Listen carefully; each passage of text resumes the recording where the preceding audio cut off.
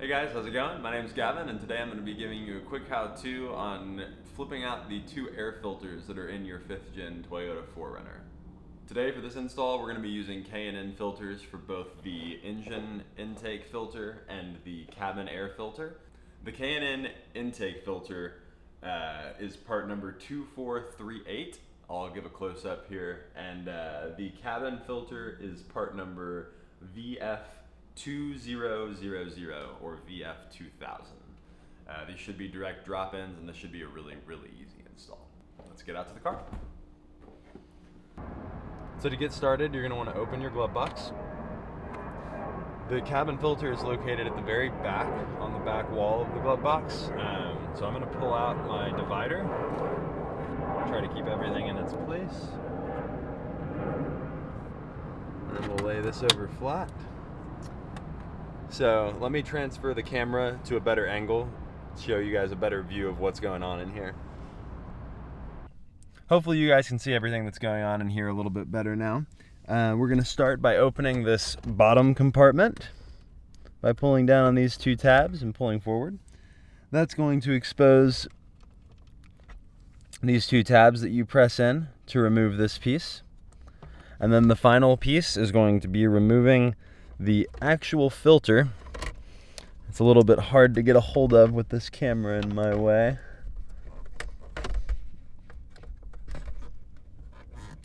I'll just grab it and pull it out. There we go. So there's the old filter.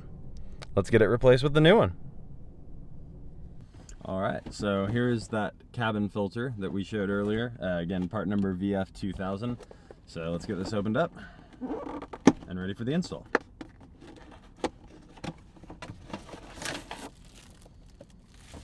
Let's see what else comes in this box. Installation instructions, don't really need those. Yeah, that's pretty much it. All right. So it looks like it's going to go in this way. So the longer of the sides are on the side, and let's get this thing installed.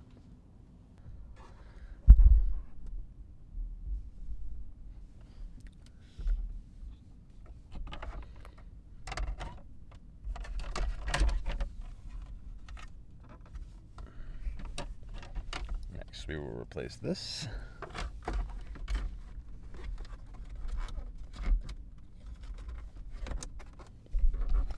And finally, this piece. All right, well that's it. And now it's time to move on to the intake filter. So for the engine intake filter, we're gonna get started by moving around to the driver's side of the car, popping the hood. So let's do that now.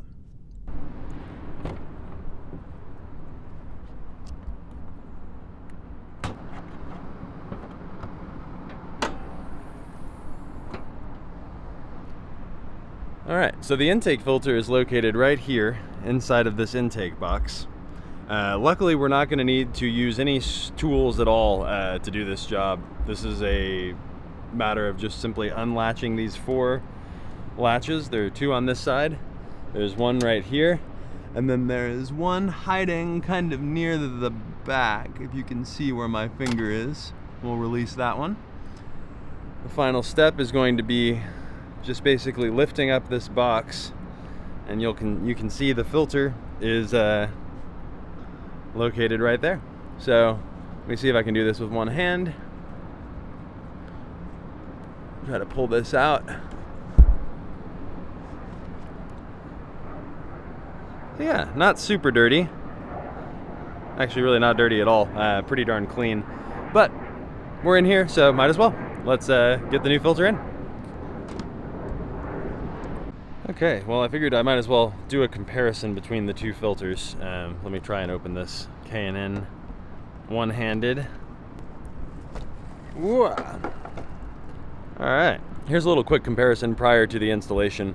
You can see that the K&N filter is significantly more shallow than the other filter, so it's likely going to have less restriction, maybe a slight increase in power, nothing noticeable, and maybe a slight like 0.1 uptick in miles per gallon, but we'll see. I'll this is not a review, this is just an install. I'll probably do an update in about a month or so, let you know what I'm thinking about these filters. So let's get this in.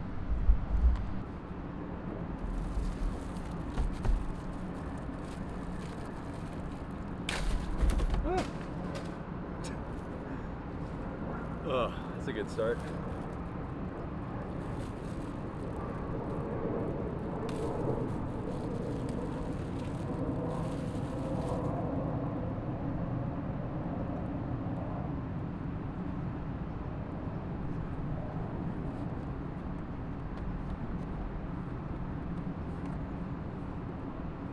Okay. That's it. So then we'll just press that down.